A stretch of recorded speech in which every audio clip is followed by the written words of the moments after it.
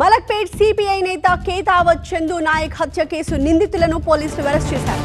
ఆర్థిక వ్యవహారాలతో పాటుగా వివాహేతర సంబంధం అనుమానంతోనే చందు నాయక్ హత్య జరిగింది అని చెప్పారు south east zone DCP Chaitanya. ఈ హత్య కోసం రాజన్న, ఏడుకొండలు, నాగరాజు, రాంబాబు, ప్రశాంత్, జ్ఞానప్రకాష్ ఒక ముఠాగా ఏర్పడ్డారని చెప్పారు. జనగామలో రాజన్న అదుపులోకి తీసుకున్నట్టుగా డీసీపీ చెప్పారు. గతంలో రాజన్నకు మావోయిస్టులతో సంబంధాలున్నాయని, 2 తుపాకుల్ని రాజన్నవేనని south east zone DCP Chaitanya చెప్పారు.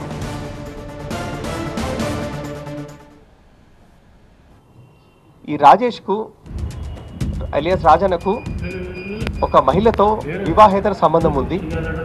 ఈ విషయాన్ని ఈ మృతుడు చందు రాజేష్ వాళ్ళ భార్యతో వెళ్ళి అక్కడ పట్టించడం జరిగింది. ఇది సంవత్సరంన్నర క్రితము ఈ సంఘటన జరిగింది నాగోల్ పరిధిలో.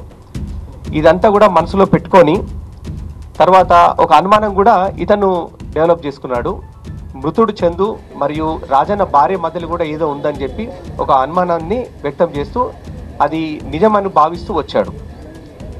చివరగా ఈ చందు గతంలో 2022లో ఒక మర్డర్ కేసులో అక్యూజ్డ్. వాళ్ళ మధ్యలో డెవలప్ అయిన గ్రడ్జెస్, కొన్ని ఇల్లీగల్ అఫైర్స్ ఉన్న అనుమానాలు, తర్వాత పార్టీలో జరిగిన వ్యవహారాల వల్ల ఈ మర్డర్ చేశారు.